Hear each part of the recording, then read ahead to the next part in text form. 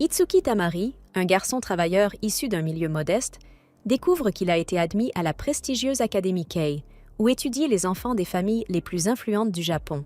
Sur le chemin de l'école, il croise par hasard Janako Konashana, une jeune fille célèbre qui semble appartenir à une famille incroyablement puissante.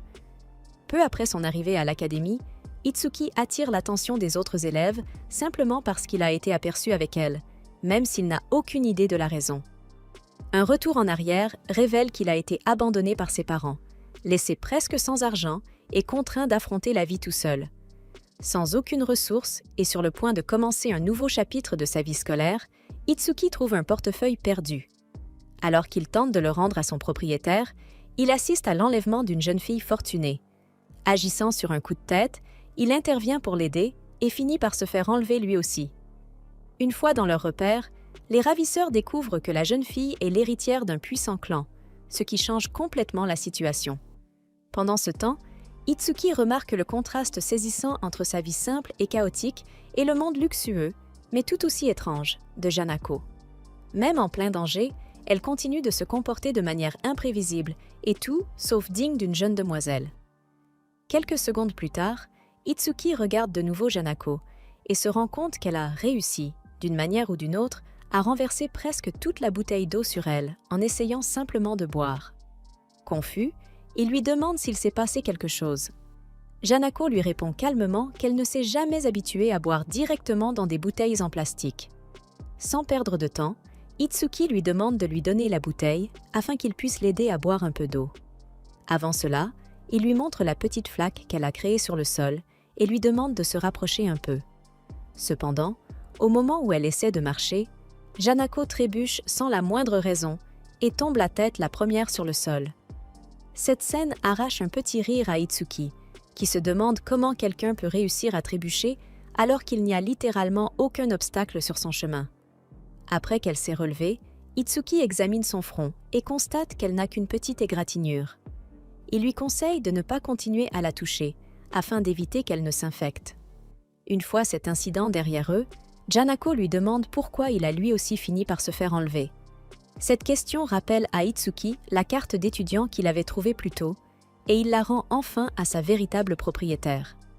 Dès qu'elle la récupère, Janako active un mécanisme caché à l'intérieur de la carte et affirme avec assurance que les secours arriveront bientôt.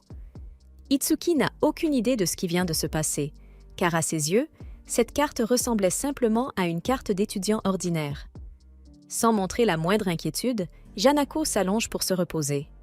Comme la jeune fille gâtée qu'elle est, elle demande à Itsuki si elle peut poser sa tête sur ses genoux. Cette demande le laisse complètement décontenancé, car jamais auparavant, une fille aussi belle qu'elle n'avait fait quelque chose de ce genre avec lui. Malgré tout, après avoir découvert à quel point elle était réellement maladroite, sa beauté ne l'intimidait plus autant qu'au début. Se sentant un peu plus à l'aise, il changea de position afin qu'elle puisse s'installer confortablement. Janako posa sa tête sur ses genoux et lui fit remarquer qu'il avait la taille parfaite.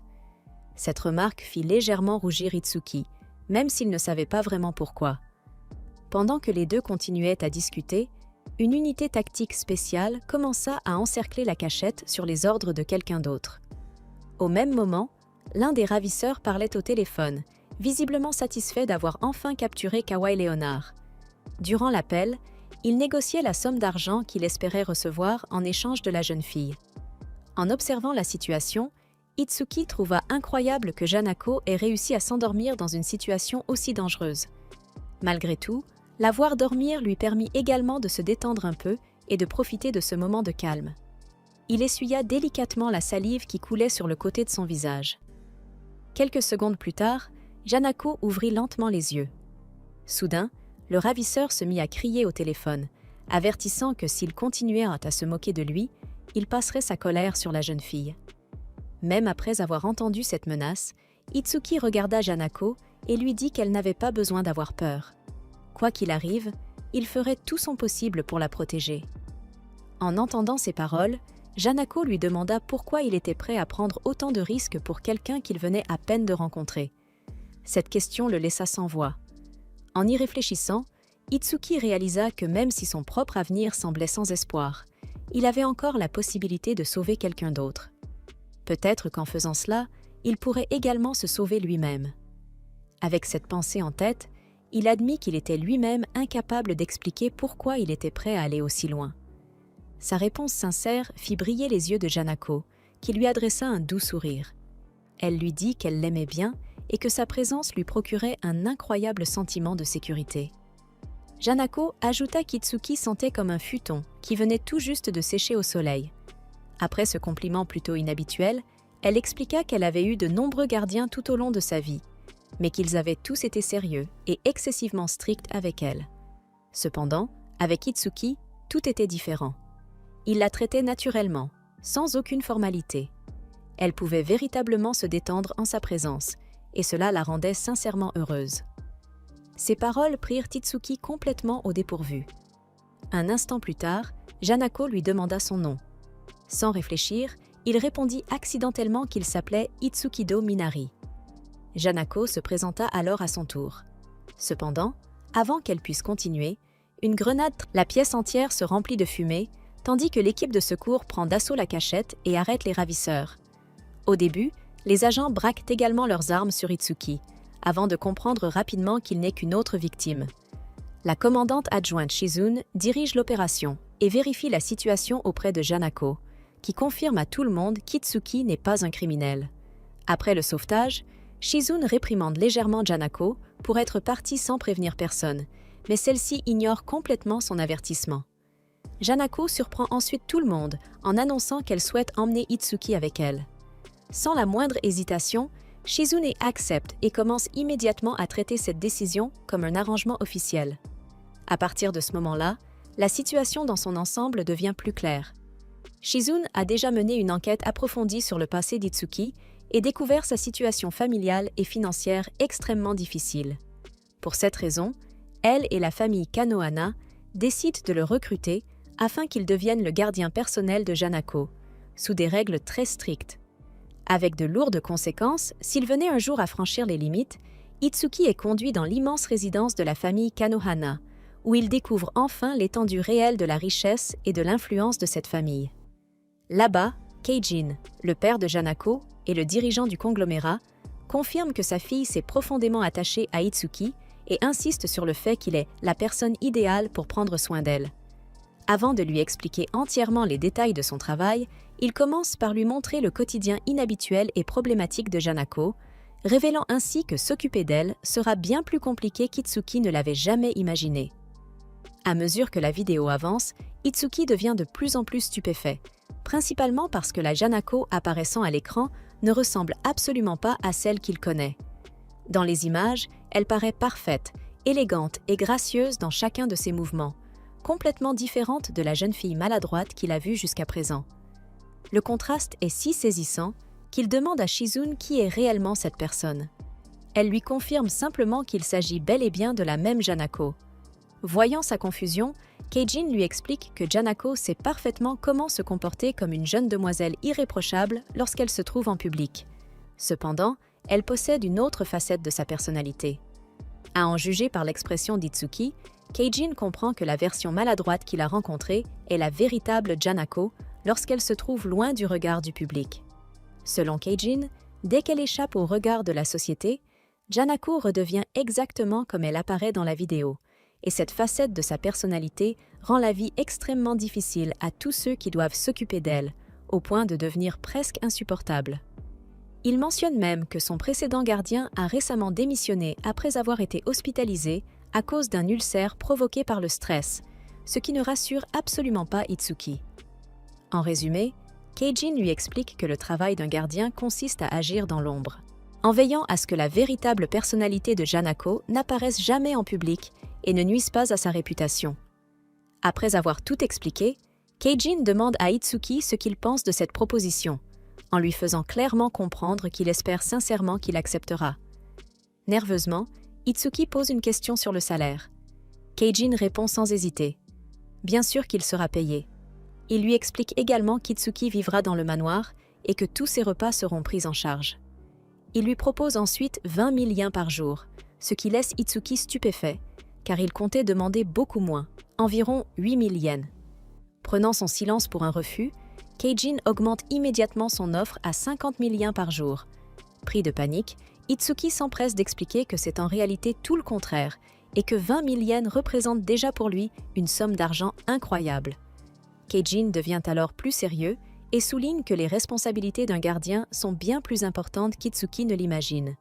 Il lui demande s'il comprend pourquoi Janako doit maintenir une image publique aussi irréprochable. Sans attendre de réponse, Keijin explique que c'est afin de garantir un mariage avantageux à l'avenir. Récemment, le groupe Kanohana a été confronté à des conflits internes et à de féroces rivalités commerciales, ce qui rend ce mariage crucial pour l'avenir de la famille. Pour cette raison, Janako doit préserver une réputation parfaite à l'Académie Kei, ainsi que lors des événements mondains. Le gardien est chargé de veiller, dans l'ombre, à ce que tout se déroule ainsi, en protégeant à la fois la réputation de Janako et celle de la famille Kanohana. Finalement, Keijin lui demande directement s'il est prêt à assumer cette responsabilité. Itsuki accepte le poste de gardien de Janako pour un salaire de 20 000 yens par jour, et son premier jour est prévu pour le lendemain matin. Keijin, le père de Janako et le chef de la famille Kanohana, précise clairement que ce travail exige une surveillance constante, car Janako dépend énormément de son gardien. Avant de mettre fin à la réunion, il lui adresse un avertissement direct et glaçant, lui faisant clairement comprendre que tout comportement inapproprié envers sa fille aurait des conséquences fatales, ce qui intimide profondément Itsuki. Par la suite, Itsuki s'installe dans le manoir et apprend qu'il fréquentera également l'Académie Kei aux côtés de Janako. Pour rendre cela possible, on lui fournit un uniforme scolaire ainsi qu'une fausse identité le présentant comme l'héritier de l'une des filiales afin que personne ne remette en question sa présence. À partir de ce moment-là, Shizune lui fait suivre un entraînement intensif afin de le préparer à son rôle de gardien de Janako. Son entraînement comprend des études, des règles strictes de savoir-vivre et même du combat au corps à corps. Malgré sa détermination et son expérience dans des emplois physiquement éprouvants, Itsuki se rend rapidement compte qu'il est loin d'être préparé à cet univers totalement différent. Épuisé, il retourne dans sa chambre, seulement pour découvrir que Janako dort déjà dans son lit, comme si la chambre lui appartenait. Dans le même temps, sa vie personnelle continue de s'effondrer. Il ne parvient plus à entrer en contact avec un ami proche et décide qu'il ne pourra désormais plus fréquenter son ancienne école. Janako ne fait que compliquer davantage les choses en lui confisquant son téléphone portable et en insistant pour qu'il se comporte plus naturellement avec elle, le gardant ainsi constamment à ses côtés. N'ayant aucune véritable alternative, Itsuki commence, à contre-cœur, à s'adapter à sa nouvelle réalité. Finalement, il accepte le chaos qu'implique son nouveau rôle de gardien de Janako. Avec Hinako. Comme personne ne peut les voir à l'intérieur de la voiture, Hinako ne cesse de se plaindre. Elle dit qu'elle a sommeil et qu'elle veut rentrer chez elle. Shizune la prévient que si elle dit encore la même chose dans 8 heures, elle sera obligée d'accepter. Elle explique ensuite à Itsuki que, puisque c'est son premier jour à accompagner Hinako à l'école, en public, il devra désormais s'adresser à elle de manière plus formelle. Elle précise qu'elle les déposera tous les deux à une certaine distance de l'école et qu'il est impératif que personne ne découvre qu'il est son aide à domicile, ni qu'ils vivent sous le même toit. Itsuki écoute attentivement tout ce qu'elle lui explique, mais Hinako les interrompt pour lui demander de lui parler normalement. Comme il semble hésiter, Hinako demande à Shizune de l'y autoriser. Cependant, Shizune lui rappelle qu'il est essentiel de préserver les apparences devant les autres. N'ayant pas d'autre choix, Hinako lui demande alors de lui permettre de parler normalement uniquement lorsqu'ils sont seuls ou en compagnie de Shizune. Shizune finit par céder. Hinako affiche alors un sourire et dit à Itsuki qu'il peut désormais lui parler normalement. Itsuki se détend un peu et lui répond que cela lui est égal. Shizune, en revanche, ne semble pas très satisfaite. À mesure qu'ils approchent de l'école, Hinako recommence à se plaindre parce qu'ils arrivent à l'heure bientôt. Puis, sans prévenir, elle demande soudainement à Itsuki de la prendre dans ses bras.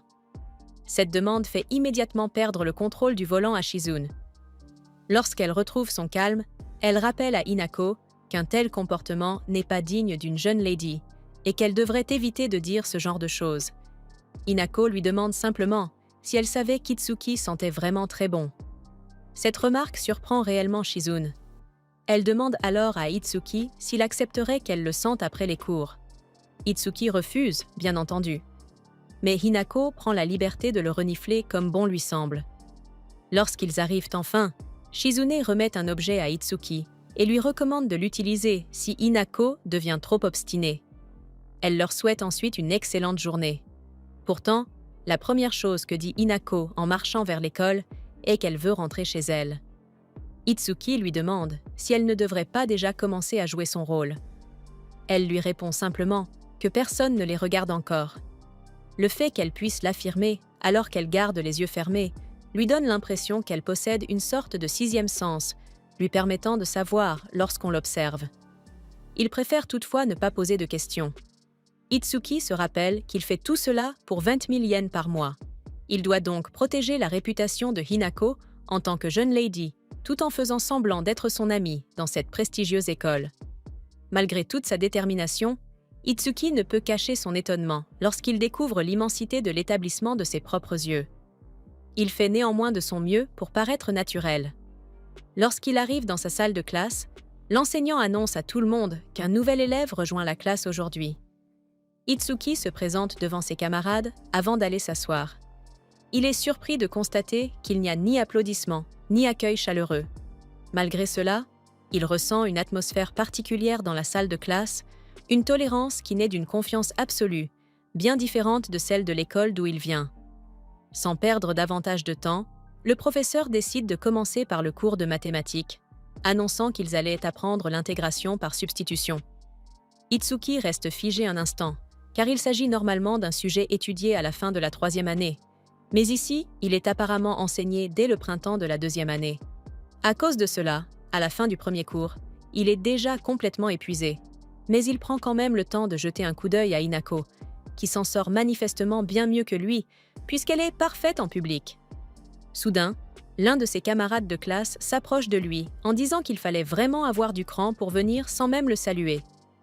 Le garçon lui dit qu'il est prêt à recevoir son tribut, mais une fille lui assène une tape sur la tête et le gronde pour avoir fait peur à Itsuki. À ce moment-là, le garçon éclate de rire et s'excuse, précisant que ce n'était qu'une plaisanterie. Il se présente sous le nom de Kazuya Taisho, tandis que la jeune fille à ses côtés se présente comme Karen Asahi. Kazuya lui dit qu'il avait l'air d'avoir eu un peu de mal avec le cours tout à l'heure, et Itsuki comprend qu'il n'a vraiment pas su cacher son embarras. Kazuya le rassure et lui explique simplement que c'est tout à fait normal pour un élève transféré, alors il ne devrait pas s'en faire. Karen ajoute que certains élèves viennent d'autres établissements de haut niveau, mais que la plupart arrivent ici à cause de circonstances familiales, comme la nécessité de reprendre l'entreprise familiale. On les appelle les roturiers élevés, et Kazuya suppose qu'Itsuki en fait partie. Avant de répondre, Itsuki se rappelle les paroles de Shizune, qui lui avait conseillé d'utiliser un langage poli à l'école. Après tout, son histoire officielle est celle d'une personne de basse condition. Itsuki comprend qu'ici, les héritiers d'entreprises familiales sont considérés comme des roturiers élevés. Alors, il entre dans son rôle et adopte un langage respectueux. Il leur explique que l'entreprise informatique dirigée par sa famille est plutôt modeste, si bien qu'il appartient effectivement à ce qu'ils appellent les roturiers élevés. Kazuya lui dit qu'il est difficile de suivre ce programme scolaire lorsqu'on vient d'un établissement ordinaire. Alors ils ont créé une sorte de groupe d'entraide pour les élèves dans la même situation. Il ajoute que Karen et lui sont eux aussi des roturiers élevés et qu'ils l'aideront de toutes les façons possibles. Itsuki est un peu ému par leur gentillesse. Il leur sourit et leur dit qu'il serait ravi de se joindre à eux. Kazuya lui demande de laisser tomber les formules de politesse, puisqu'ils sont camarades de classe. Mais Itsuki explique que c'est une règle imposée par sa famille. Ne pouvant rien y faire, Kazuya change de sujet, mais son expression change elle aussi radicalement lorsqu'il lui demande quelle est sa relation avec Hinako. Toute la classe attend sa réponse dans une atmosphère menaçante, et Kazuya fait remarquer qu'ils sont venus à l'école ensemble ce matin. Nerveusement, Itsuki explique que leurs parents se connaissent, qu'ils se sont déjà croisés à plusieurs reprises par le passé et qu'elle lui a simplement proposé de venir à l'école avec elle. Kazuya lui demande si c'est vraiment tout, voulant savoir s'ils ne sont pas fiancés ou quelque chose du genre. La question le prend complètement au dépourvu. Itsuki nie aussitôt, ce qui fait immédiatement retomber la tension. Karen explique que tout le monde a les yeux rivés sur Hinako. Elle est pratiquement la plus grande célébrité de l'école, car elle obtient les meilleures notes de leur promotion, et elle est tout simplement magnifique. Elle a même entendu dire que, pendant la pause déjeuner, Hinako participait à distance aux réunions de son entreprise, ce qui semblait tout à fait normal pour l'héritière de la famille Konohana.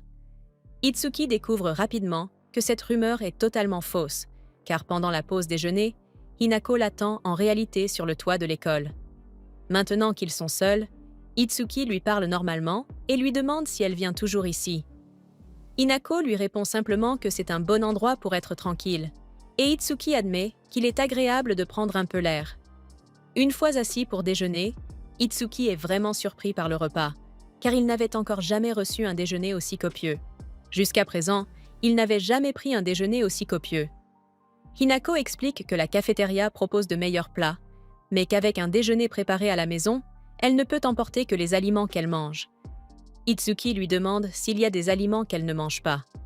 À sa grande surprise, Hinako énumère plusieurs aliments. Les carottes, les poivrons, les champignons, les prunes salées, les tomates et la citrouille. La liste continue, mais Itsuki l'interrompt et suppose qu'elle ne mange tout simplement pas de légumes. Hinako le confirme sans aucune gêne, puis ouvre la bouche en lui demandant de la nourrir. Itsuki est un peu surpris au début, mais il ne pose pas de questions et s'exécute. Cela semble la satisfaire. Puis Hinako décide de faire la même chose et lui propose de le nourrir à son tour. Même si cela l'embarrasse un peu, Itsuki accepte. Il est réellement surpris par la qualité du repas, car il n'avait jamais mangé une omelette roulée aussi bonne. Hinako est heureuse qu'il l'apprécie et explique qu'il est son assistant. Alors elle doit bien le nourrir, car elle ne veut pas qu'il finisse par se lasser d'elle. Après avoir entendu cela, Itsuki lui demande pourquoi sa précédente assistante avait démissionné. Hinako répond simplement qu'elle ne le sait pas. Elle ajoute que cette assistante était restée environ 2 semaines. La précédente était restée 3 semaines et la plus ancienne 1 mois. Itsuki se demande pourquoi elles abandonnaient toutes si vite, car il ne peut pas imaginer un autre travail offrant autant d'avantages. Après tout, on lui fournit un logement, 3 repas par jour, un salaire quotidien de 20 000 yens, et ses frais de scolarité sont également pris en charge. Hinako lui demande alors ce qu'il pense d'elle. Elle veut savoir s'il la considère aussi comme un avantage. Itsuki ne comprend pas ce qu'elle veut dire. Hinako lui demande alors s'il n'a pas envie d'épouser quelqu'un d'un rang supérieur. Cette remarque le rend immédiatement nerveux. Il répond rapidement qu'il n'y avait jamais pensé. Hinako lui demande simplement de ne pas démissionner.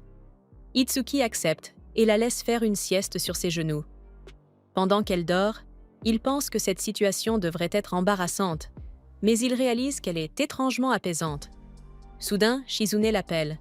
Elle lui explique que, jusqu'à ce qu'il s'habitue à son travail d'assistant, elle l'appellera chaque midi pour prendre de ses nouvelles.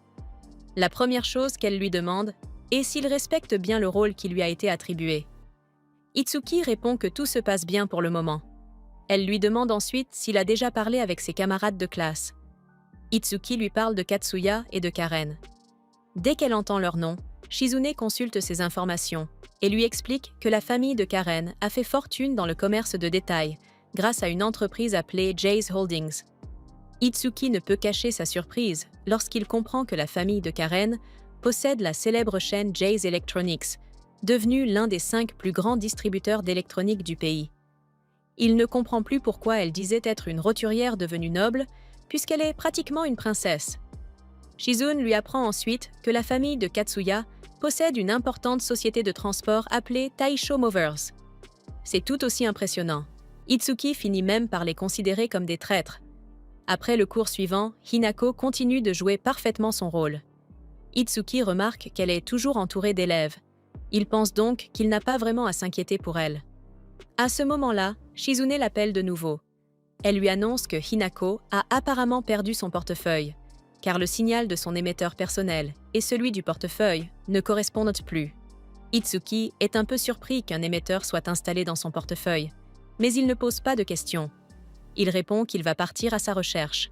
Shizune l'informe que le portefeuille se trouve clairement du côté ouest du bâtiment principal, mais qu'elle ne peut pas lui en dire davantage. Itsuki suppose qu'il est probablement dans les toilettes.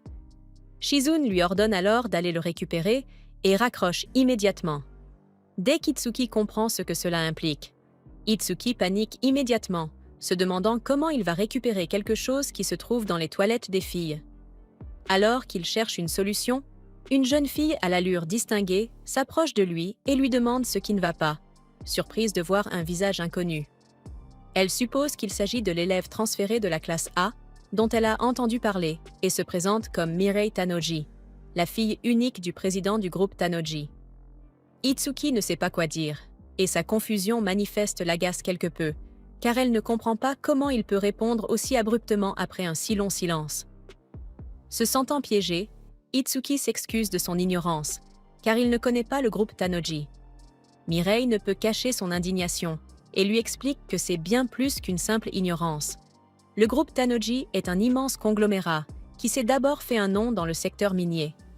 Parmi les entreprises de son groupe figurent les plus grands producteurs japonais de métaux non ferreux et de produits chimiques, et son envergure est comparable à celle du groupe Konohana. La réaction d'Itsuki lui fait comprendre qu'il connaît le groupe Konohana, mais cela ne fait qu'attiser sa colère, la poussant à penser que la présence d'Hinako ici est ce qui la relègue dans l'oubli. Mirei reprend rapidement ses esprits et change de sujet, lui demandant si quelque chose le tracasse. Itsuki explique nerveusement que quelqu'un a oublié un portefeuille dans les toilettes des femmes et qu'il voulait le récupérer. Sans hésiter, Mirei décide de l'aider et récupère elle-même le portefeuille, lui évitant ainsi bien des tracas. Cependant, après l'avoir récupéré, elle lui demande comment un homme a pu se rendre compte qu'il y avait un portefeuille dans les toilettes des femmes. Itsuki réfléchit rapidement et lui explique que son propriétaire lui avait demandé de le retrouver et que c'était le seul endroit où il ne pouvait pas vérifier. Mirei ne semble pas apprécier Hinako, aussi décide-t-il de ne pas la mentionner pour éviter les problèmes. Après avoir entendu ses explications, Mirei lui dit qu'il a l'air d'être réduit à un simple larbin, ce qui est totalement inadmissible. Elle lui rappelle que sa présence dans cette école fait de lui un futur dirigeant, et que s'il se laisse instrumentaliser, son entreprise ne prospérera jamais. Itsuki accepte son conseil et lui assure qu'il fera plus attention, mais Mirei remarque son manque d'assurance et lui demande de parler plus clairement. Lorsqu'il s'exprime avec plus d'assurance, Mirei confirme qu'il a du potentiel et lui conseille également de se tenir droit, car la confiance en soi découle d'une bonne posture. Itsuki suit ses instructions sans tarder, et Mirei s'en va satisfaite, lui disant que s'il a besoin de quoi que ce soit à l'avenir, il n'aura qu'à s'adresser à elle. Cette interaction était sur le point de bien se terminer, mais Itsuki décide de lui demander si l'école n'interdit pas de se teindre les cheveux. Mirei se fige aussitôt, lui demandant s'il insinue que ses cheveux sont aussi faux qu'une bague en or. Itsuki lui explique qu'il ne voulait pas dire ça, mais Mirei s'enfuit, honteuse, en clamant qu'elle ne se teint pas les cheveux. Il la laisse partir, même s'il est évident pour lui qu'elle se teint les cheveux. Itsuki parvient à passer la journée, et après le dernier cours, Karen et Kazuya l'abordent pour lui proposer une petite fête de bienvenue. Il décline poliment l'invitation, leur expliquant qu'on lui a demandé de rentrer plus tôt, mais qu'il acceptera volontiers leur proposition une autre fois, car il a aussi des questions sur l'école. Plus tard, Itsuki sort et trouve Hinako en train de nourrir les poissons dans un étang de l'école. Elle lui dit qu'elle ne veut pas y aller. Cela le perturbe un peu, car ce matin, elle ne voulait qu'une chose, rentrer chez elle. Hinako lui explique simplement qu'elle souhaite rester ici, car il y a encore beaucoup à apprendre et à faire au manoir, ce qui signifie qu'elle ne peut pas se détendre. Itsuki lui explique qu'elle ne peut tout de même pas rester ici pour toujours. Mais, même s'il fait tout son possible pour la faire bouger, Hinako ne bronche pas. C'est alors qu'il se souvient que Shizune lui a donné quelque chose pour l'aider dans ce genre de situation. En regardant de quoi il s'agit, il découvre simplement un paquet de chips. Hinako se jette aussitôt sur lui pour essayer de l'attraper. Mais Itsuki lui dit qu'elle ne pourra les avoir qu'à une seule condition, rentrer chez elle. Incapable de résister à la tentation, Hinako finit par céder et retourne chez elle. Itsuki apprend alors qu'elle n'a généralement pas le droit de manger des aliments comme les chips.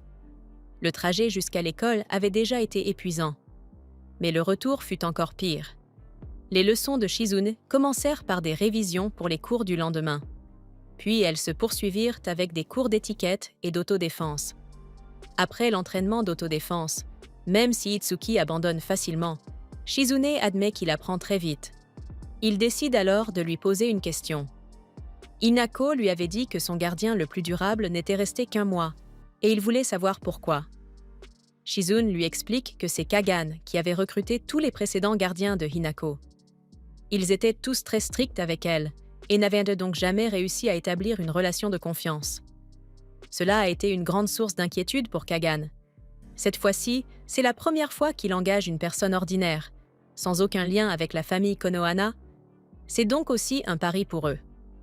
Après cette conversation, Itsuki comprend beaucoup mieux la situation.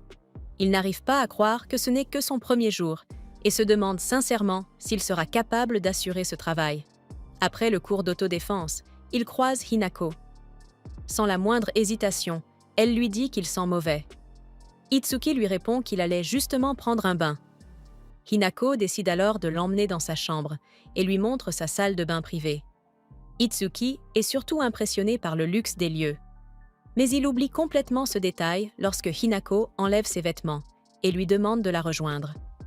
Sans vraiment comprendre ce qui se passe, il se retrouve simplement à prendre un bain avec Hinako, tous les deux vêtus de leur maillot de bain. Itsuki fait de son mieux pour garder son calme et cherche désespérément à penser à autre chose. Il finit par avoir une idée. Il décide de lire les fiches de présentation de leurs camarades de classe que Shizune a préparées. À l'école, tout le monde parle constamment des entreprises familiales. Shizune souhaite donc qu'il mémorise toutes ces informations. Itsuki lui demande si elle a de véritables amis dans sa classe. À sa grande surprise, Hinako répond immédiatement que non. Elle lui explique que, même si elle est toujours entourée d'autres élèves, aucun d'entre eux n'est réellement son ami. Itsuki admet qu'il ressemble davantage à des profiteurs qui gravitent autour d'elle, ce qui ne l'étonne pas vraiment. Il lui demande alors si elle aimerait avoir de vrais amis. Mais Hinako lui répond simplement qu'il est la seule personne dont elle a besoin. Cette réponse déstabilise un peu Itsuki. Malgré tout, il la remercie, et c'est à ce moment-là que Hinako se rapproche de lui. Elle lui demande de lui laver les cheveux, puisque c'est ce que fait toujours Shizune. N'ayant pas vraiment le choix, Itsuki considère que cela fait simplement partie de son travail. Pendant qu'il lui lave les cheveux, il lui demande pourquoi elle l'a choisi comme gardien. Hinako se contente de lui sourire avant de répondre qu'elle aime le fait qu'il accepte naturellement tout ce qu'elle fait et qu'il veille toujours sur elle. Itsuki ne répond rien, car cela ne répond pas vraiment à sa question. Il trouve néanmoins réconfortant de savoir qu'elle lui fait réellement confiance. Soudain, Hinako se lève et se plaint de la chaleur. Elle dit que son maillot de bain la gêne. Itsuki panique aussitôt. Mais elle lui explique qu'elle ne porte un maillot de bain dans le bain que parce que Shizune l'y oblige. Lorsqu'Itsuki comprend que Shizune sait qu'ils sont ensemble dans le bain, il aperçoit son regard meurtrier qui les observe depuis derrière la porte. Il devient livide sur le champ. Une fois Hinako partie, Shizune décide d'avoir une discussion avec lui. Elle lui révèle qu'elle les observe depuis le tout début. Elle lui annonce qu'elle lui a préparé des vêtements de rechange, ainsi qu'un médicament destiné à provoquer des troubles de l'érection. Shizune lui explique que, désormais, chaque fois qu'il risque d'éprouver du désir pour Hinako, il devra prendre l'un de ses comprimés à l'avance. Itsuki se met immédiatement à trembler de peur. Il pousse un cri d'horreur, sans se douter que les comprimés que Shizune lui a donnés ne sont en réalité que de simples vitamines. Le lendemain, à l'école, il se prépare mentalement à affronter cette nouvelle journée. Mais après être retourné chercher un objet qu'il avait oublié, il percute accidentellement une autre élève. À l'instant où la jeune fille le voit, elle le reconnaît immédiatement. Même s'il essaie de faire semblant de ne pas comprendre, elle confirme sans la moindre hésitation qu'il est bien Itsuki. Elle se jette alors dans ses bras en larmes, en lui disant qu'il lui a énormément. Karen lui avait déjà parlé de cette fille auparavant. Elle lui avait expliqué qu'il s'agissait de Narika Miyakejima, une élève de la classe B. C'est une athlète exceptionnelle, surnommée la beauté glaciale de l'école. Mais ce qui la rend surtout célèbre, c'est tout autre chose. En effet, elle est réputée pour être très distante, et toutes sortes de rumeurs circulent à son sujet, notamment qu'elle serait issue d'une famille de yakuza. Itsuki se souvient également que Kagan lui avait déjà parlé d'elle, après s'être renseigné sur les antécédents de sa famille. Il lui avait expliqué que l'héritière de la famille Miyakejima était inscrite à Kyugakuen, et que, même s'il ne pensait pas qu'il existât le moindre conflit entre leurs deux familles. Il lui avait tout de même demandé d'éviter toute interaction inutile avec elle. Malheureusement, Itsuki avait complètement échoué sur ce point. À présent, Narika est agrippée à lui en pleurant de manière incontrôlable. C'est alors que l'histoire revient sur leur passé. Il y a longtemps, Itsuki avait en réalité passé quelque temps dans le domaine de la famille Miyakejima. Ses parents, tous deux aussi désœuvrés l'un que l'autre, s'entendaient très bien. Mais il y eut un moment où ils furent au bord du divorce. Itsuki avait alors 10 ans. Sa mère l'avait emmené avec elle pour quitter leur maison et séjourner auprès de la famille de sa défunte grand-mère, c'est-à-dire la famille Miyakejima. De nombreux membres de cette famille s'opposaient à leur présence, estimant qu'ils risquaient d'avoir une mauvaise influence sur Narika. Itsuki apprit plus tard que sa grand-mère avait été reniée par ses propres parents. Sa mère s'était toutefois imposée et était revenue au sein de la famille. Pendant leur séjour au domaine, Itsuki rencontra Narika pour la première fois. À cette époque déjà, elle se montrait très agressive. Dès qu'elle lui demanda qui il était, Itsuki se présenta en expliquant qu'ils étaient arrivés la veille. À sa grande surprise, la première chose que Narika lui dit fut qu'elle détestait les faibles. Elle lui expliqua que les domestiques lui avaient déjà parlé de lui et qu'elle savait que lui et sa mère séjournaient ici dans l'espoir d'être entretenus gratuitement. Itsuki ne pouvait pas vraiment le nier. À sa grande surprise, Narika lui déclara qu'elle allait lui confier un travail. Ainsi, il n'aurait plus à s'inquiéter, car il serait désormais chargé de veiller sur elle. Narika était la fille unique de la famille Miyakejima. À partir de ce jour, Itsuki passa la majeure partie de son temps à ses côtés. Il l'aidait dans les tâches les plus simples, comme chasser les insectes ou la réconforter lorsqu'elle se mettait à pleurer. Avec le temps, Narika s'attacha profondément à lui. Elle alla même jusqu'à lui dire qu'il était plus fort qu'elle. Après tout, il ne pleurait pas lorsqu'il voyait des insectes, et il supportait sans broncher les réprimandes des adultes, contrairement à elle. Narika lui avoua qu'elle voulait devenir un membre fort de la famille Miyakejima. Pourtant, en réalité, elle était très peureuse. Même à 10 ans, elle était incapable de sortir seule. Depuis toujours, on lui avait appris que le monde extérieur était dangereux. C'est pourquoi elle avait peur de quitter la propriété. Malgré cela, Narika lui confia qu'elle avait récemment aperçu une fille de son âge marcher toute seule à l'extérieur. Elle pensait qu'elle est manifestement surprise par cette proposition. Pourtant, Narika saisit immédiatement la main d'Itsuki, impatiente de découvrir de ses propres yeux à quoi ressemble le monde extérieur. Comme elle avait passé toute sa vie enfermée chez elle, sa première sortie avec Itsuki l'émerveille. Les choses les plus simples lui paraissent extraordinaires, et pour la première fois de sa vie, elle se sent véritablement libre. Itsuki est simplement heureux de la voir s'amuser autant. Il lui montre alors d'autres endroits qu'il pense qu'elle appréciera, et lui fait même goûter quelques friandises dans une confiserie. À partir de ce jour-là, tous les deux quittent discrètement le domaine pour de courtes escapades, qu'ils apprécient énormément. Cependant, leur petit jeu finit rapidement par être découvert.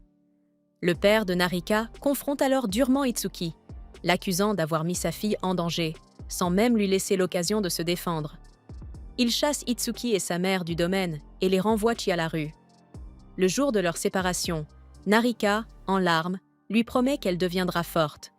Ce fut la dernière fois qu'Itsuki la vit, jusqu'à aujourd'hui.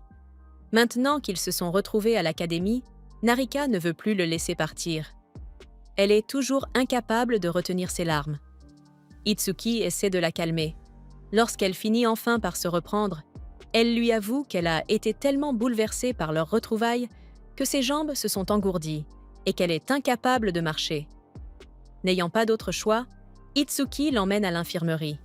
On lui explique qu'un peu de repos suffira pour qu'elle se sente mieux. Alors qu'il s'apprête à partir, Narika le retient et lui demande, les larmes aux yeux, de ne pas la laisser seule. Itsuki décide donc de rester un peu plus longtemps.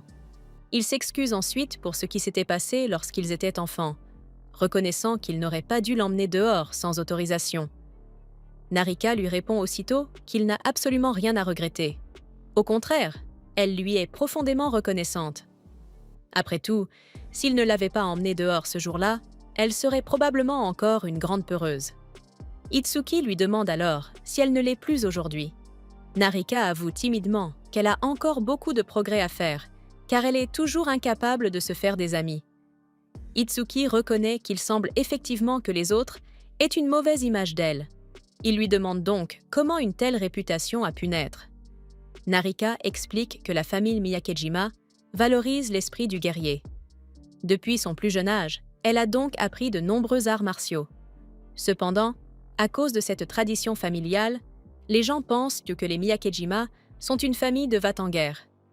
Narika avoue que cela la met très mal à l'aise. Malgré tout, elle se sent suffisamment en confiance pour lui en parler. Elle lui confesse qu'elle devient extrêmement nerveuse lorsqu'elle est en présence d'autres personnes. Son visage se fige involontairement, ce qui effraie souvent ceux qui l'entourent. Avant même qu'elle ne s'en rende compte, les autres élèves avaient commencé à la surnommer « délinquante » ou à prétendre qu'elle appartenait au Yakuza. Aujourd'hui encore, elle ne sait pas comment changer cette image. C'est pourquoi elle supplie Itsuki de l'aider. Mais avant qu'il ne puisse lui répondre, son téléphone sonne. Il est obligé de sortir de l'infirmerie pour répondre à l'appel. Dès qu'il décroche, Shizune lui demande où il se trouve. Itsuki lui explique qu'une élève s'est sentie mal et qu'il l'a accompagnée jusqu'à l'infirmerie. Shizune reconnaît qu'elle se demandait pourquoi sa position ne correspondait pas à celle de Hinako.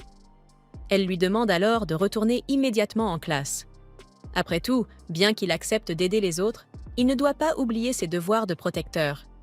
Itsuki l'accepte et décide de rentrer, mais Narika lui demande ce qu'il fait dans cette école. Il lui répond simplement que c'est une longue histoire et s'excuse, disant qu'il doit partir. Alors qu'il s'apprête à sortir, Narika l'arrête brusquement pour lui demander s'il ne va pas disparaître à nouveau. Cette question le surprend, lui rappelant le jour où il l'a quittée. Il décide alors de la rassurer avec un sourire, lui promettant qu'elle le reverra. Une fois que Narika en est absolument certaine, elle lui demande timidement de lui caresser la tête dans ce cas, puisqu'il le faisait tout le temps à l'époque. Itsuki hésite d'abord, mais il finit par céder pour la réconforter, et Narika admet que c'est vraiment rassure. Il s'excuse encore une fois de sa disparition, mais elle lui dit que ce n'est rien, puisqu'ils se sont retrouvés. Soudain, Hinako entre, avec un sourire radieux, et leur demande gentiment ce qu'ils font. Cela les effraie plus qu'ils n'auraient dû, mais Hinako garde son calme et sa gentillesse habituelle, expliquant qu'elle ne se sentait pas très bien et qu'elle a donc quitté le cours. Elle leur demande à nouveau ce qu'ils font là, alors Itsuki explique nerveusement qu'il a trouvé Narika évanouie dans le couloir et qu'il l'a ramenée. Hinako lui demande si elle a subi une blessure à la tête, par hasard, puisqu'il semblait lui caresser la tête. Itsuki confirme aussitôt qu'elle a vu cela, comme il le craignait, mais Narika tente nerveusement d'expliquer qu'elle et Itsuki se connaissent depuis longtemps. Cela ne fait qu'empirer les choses, mais Narika poursuit et lui explique qu'Itsuki a vécu chez elle quand ils avaient 10 ans et qu'il était son tuteur. Elle explique qu'elle lui doit beaucoup pour tout ça et qu'elle était donc simplement heureuse de le revoir. Hinako garde une expression soigneusement neutre en écoutant chaque mot, mais Narika ne remarque pas sa réaction et demande à Itsuki s'il pourrait passer chez elle un de ces jours. Elle lui dit qu'ils pourraient simplement passer du temps ensemble s'il le souhaite, mais que s'il le veut, ils pourraient aussi renouer leur ancienne relation. Itsuki est surpris par cette proposition, mais juste au moment où il s'apprête à expliquer la situation, Hinako l'interrompt et explique gentiment à Narika que ce qu'elle demande est impossible. Elle l'informe alors qu'Itsuki travaille actuellement pour sa famille, ce à quoi Narika ne s'attendait pas. Itsuki est lui aussi un peu surpris, car ils sont censés garder le secret, et il ne comprend donc pas pourquoi elle fait cela. Voyant la confusion de Narika, il n'a d'autre choix que d'expliquer en quoi consiste son travail, en disant qu'il s'agit principalement de s'occuper d'Hinako. Narika n'apprécie pas du tout cette information. Elle pointe Hinako du doigt et s'exclame « Ce n'est pas juste, car c'est elle qui a eu Itsuki en premier !» Hinako garde un visage impassible et lui explique calmement qu'elle ne peut pas parler au passé, mais que sa famille est l'employeur actuel d'Itsuki, une situation qu'elle ne peut pas changer. Une fois cela compris, elle annonce à Itsuki que la santé de Narika semble s'être rétablie et qu'il serait donc comme si rien ne s'était passé. Hinako déclare qu'elle s'est, elle aussi, complètement rétablie et décide de repartir avec Itsuki, qui éprouve malgré tout un peu de compassion pour Narika. Maintenant qu'ils sont seuls, Itsuki lui demande s'il peut en conclure qu'elle n'était pas réellement malade et qu'elle était simplement venue le chercher. Hinako le confirme. Elle explique qu'elle avait peur de se perdre toute seule. Elle a donc prétendu être malade afin que quelqu'un l'accompagne jusqu'à mi-chemin. En entendant cela, Itsuki s'excuse de l'avoir inquiétée. Il lui demande ensuite pourquoi elle a révélé toute cette histoire à Narika, alors que leur relation était censée rester secrète. Hinako répond simplement qu'elle devait lui faire comprendre la situation une bonne fois pour toutes. Pendant un instant, Itsuki se demande si elle n'était pas jalouse. Mais en repensant à toutes leurs interactions jusqu'à présent, il rejette aussitôt cette idée. Hinako s'arrête soudain de marcher et lui pose une question. Elle lui demande de qui il est le gardien. Sans la moindre hésitation, Itsuki répond qu'il est actuellement son gardien à elle. Cette réponse semble beaucoup la satisfaire. Elle affiche un sourire avant de lui proposer d'aller se faire réprimander ensemble par Shizune. Cette perspective effraie quelque peu Itsuki. Cependant, lorsqu'il retrouve Shizune dans la voiture, celle-ci précise que, d'après ce qu'elle a entendu, Hinako est tout aussi responsable que lui. Elle reconnaît également que, même s'il savait qu'Itsuki et Narika étaient des liés, il n'avait pas découvert qu'ils s'étaient déjà rencontrés auparavant. Elle admet qu'il s'agit d'une erreur dans leur recherche. Shizune lui explique qu'elle trouvera une explication à donner à Narika. Elle espère donc qu'il pourra lui parler et lui demander de garder cette affaire secrète. Itsuki accepte sans difficulté. Shizune fait alors remarquer que, depuis un moment déjà, Hinako est accrochée à lui comme un koala. Elle aimerait savoir ce qui explique un tel comportement. Itsuki aimerait bien le savoir lui aussi. Cependant, il est persuadé que Hinako n'a aucune intention de l'expliquer. À la place, Hinako lui demande simplement de lui caresser la tête. Même si cette demande le surprend au début, Itsuki accepte de le faire. Le lendemain, à l'école, Karen et Kazuya viennent voir Itsuki pour lui demander s'il aimerait célébrer son arrivée par une petite fête après les cours. Sachant qu'il devrait être libre ce jour-là, il accepte leur invitation. Ils lui précisent alors qu'il peut inviter qui il souhaite. À sa grande surprise, Hinako annonce immédiatement qu'elle viendra elle aussi. Elle appelle même Shizune afin d'obtenir son autorisation, en lui expliquant qu'elle souhaite participer à une petite réunion autour du thé avec Itsuki. Shizune lui accorde facilement la permission. Elle estime que cela ne pose aucun problème tant qu'Itsuki est présent. Elle lui demande toutefois si elle est vraiment certaine de vouloir y aller, étant donné qu'il est presque temps. Elle ne donne aucune autre explication.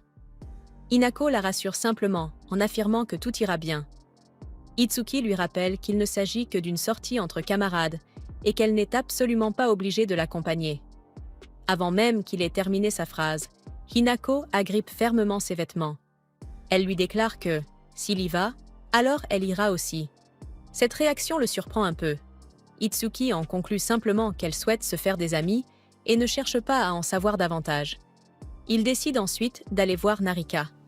Cette dernière est toujours fâchée à cause de ce qui s'est passé. Elle va même jusqu'à le traiter de traître, car elle espérait pouvoir revivre avec lui comme autrefois. Elle regrette immédiatement ses propres paroles et lui demande de les oublier. Mais Itsuki essaie de la calmer et lui explique que, pour faire simple, il a été accueilli par cette famille. Son père dirige une entreprise affiliée au groupe Konohana, et la famille Konohana a décidé de le prendre chez elle en tant que sorte d'apprenti vivant sous leur toit. Narita en déduit que cela signifie qu'il habite chez eux et qu'il y apprend les usages de la haute société. Itsuki confirme son hypothèse et explique qu'il espérait garder cela secret. Heureusement, elle accepte facilement, comprenant que ce genre d'arrangement reste assez fragile. Itsuki la remercie de sa compréhension et, une fois le sujet clos, décide de l'inviter au goûter organisé après les cours. Cette invitation la touche étonnamment jusqu'aux larmes. Elle lui avoue qu'elle a toujours rêvé de participer à un goûter, mais que personne ne l'y avait jamais invitée auparavant. Narita lui demande cependant si cela ne risque pas de poser problème, craignant que sa présence ne gâche l'ambiance pour tout le monde. Itsuki hésite un instant, mais fait de son mieux pour la rassurer en lui disant que tout ira bien. Après avoir discuté avec elle, il se dépêche de retourner dans sa salle de classe et tombe soudainement sur Mireille, qui lui dit avoir entendu dire qu'il connaissait Hinako Konohana. Elle sait donc qu'il fait partie de la faction Konohana. Itsuki ne comprend pas vraiment ce qu'elle veut dire par là, mais comme elle semble sur la défensive, il lui demande si elle n'apprécie pas Hinako. À sa grande surprise, Mireille précise avec nervosité que rien n'est plus éloigné de la vérité, car elle reconnaît pleinement les compétences de Hinako Konohana et estime que sa beauté, ainsi que ses résultats scolaires, sont à la hauteur des siens. Itsuki pense simplement que c'est une façon détournée de se vanter, mais il se garde bien de le dire. Mireille s'exclame ensuite que l'attention dont Hinako bénéficie est tout simplement excessive. Elle se demande si cela vient de son caractère sociable, car elle a l'impression qu'elle ne cesse jamais de sourire. Itsuki remarque simplement qu'elle semble avoir une véritable obsession pour Hinako. Il décide donc de l'inviter, elle aussi, au goûter. Après les cours, Karen et Kazuya sont stupéfaits de voir Mireille, Hinako et Narika assises à la même table. Ils demandent alors à Itsuki où il les a rencontrées et comment il a réussi à faire la connaissance d'autant de filles aussi extraordinaires en seulement 3 jours. Itsuki ne sait pas vraiment comment l'expliquer. Il leur répond simplement que les choses se sont faites naturellement. Mireille prend l'initiative de commencer les présentations officielles, en déclarant qu'elle est la fille du président du groupe Tanoji. Kazuya se présente également, expliquant que sa famille dirige une entreprise de transport maritime. Karen ajoute que sa famille possède une chaîne de magasins de détail, principalement spécialisée dans les produits électroniques. Hinako se présente ensuite à son tour. Lorsque vient le tour de Narita, elle bafouille sa présentation sous l'effet de la nervosité. Itsuki enchaîne juste après et leur dit que sa famille dirige une entreprise informatique, concluant ainsi les présentations. Mireille précise qu'il n'y a aucune raison de se laisser intimider par le statut de sa famille et qu'ils peuvent donc lui parler avec la même franchise qu'à n'importe qui d'autre. Itsuki profite alors de l'occasion pour dire à Narika qu'elle non plus n'a pas besoin d'être nerveuse. Elle essaie alors de se calmer. Cependant, Karen et Kazuya sont un peu surpris qu'il l'ait appelée par son prénom.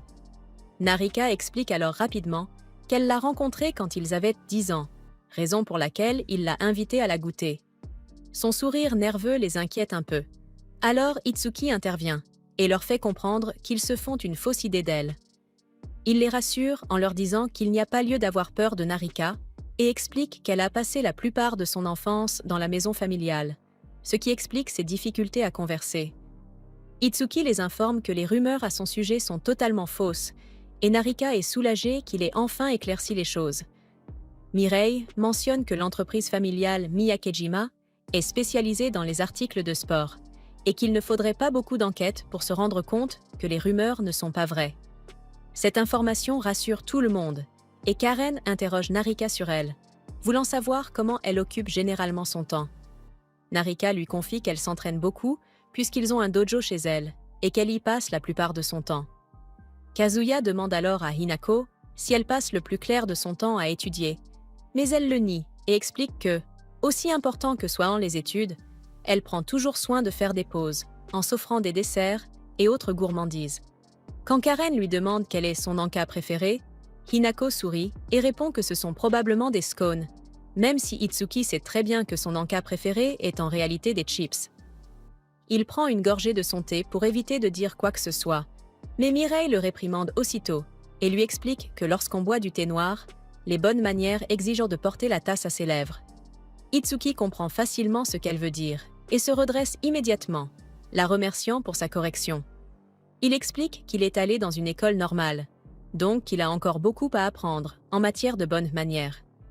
Kazuya lui explique que les écoles normales ont des pratiques culturelles intéressantes, comme emprunter des objets qu'on ne rend pas, partager le coût d'un repas, déjeuner en cachette en classe, et autres. Itsuki précise que ce n'est pas vraiment de la culture, et décide de mentionner une coutume amusante qu'il connaît, la règle des 3 secondes. Pour faire une démonstration, il prend un biscuit et le laisse tomber sur la table, juste pour le ramasser et le manger. Il explique ensuite que la règle dit qu'il est encore bon à manger si on le ramasse dans les 3 secondes, même s'il sait que ce n'est pas la chose la plus intelligente à faire. Kazuya est impressionné par cette coutume et, étonnamment, Hinako décide de l'essayer, en faisant comme lui. Mireille admet que c'est amusant, mais elle trouve aussi ça assez vulgaire, et Itsuki acquiesce simplement. Il était un peu inquiet, mais il est content que tout le monde s'amuse. Après le goûter, Mireille confie à Hinako que c'était leur premier goûter en privé. À sa grande surprise, Hinako n'a pas été déçue. Elle accepte gentiment et l'invite à en organiser un autre, à sa grande surprise. Mireille dit ensuite à Itsuki qu'il a nettement amélioré sa posture, ce qui le rend beaucoup plus séduisant. Une fois partie, Narika explique que sa famille est coincée dans les embouteillages et qu'elle va les rejoindre là-bas, puisqu'ils habitent en Dan tout près. Itsuki décide de l'accompagner au moins jusque-là. Une fois seule, Narika peut enfin se détendre et lui dit combien elle apprécie son aide lors du goûter. Après tout, sans lui, elle aurait certainement été seule jusqu'à la fin de ses études. Itsuki précise qu'il lui a juste donné un coup de pouce, mais Narika insiste, affirmant que ce jour va changer le cours de sa vie et qu'il est vraiment son héros. Malgré la joie que cela lui procure, elle est aussi très frustrée et s'exclame que Hinako est injuste de le lui prendre. Elle l'a enfin retrouvé, alors elle ne comprend pas pourquoi il doit rester chez elle. Narika lui demande combien de temps durera son apprentissage, mais Itsuki n'en est pas sûre. Alors elle lui demande simplement s'il viendra chez elle une fois que ce sera terminé. Itsuki ne lui donne pas de réponse claire, disant qu'il le fera peut-être s'il le peut. Alors Narika se plaint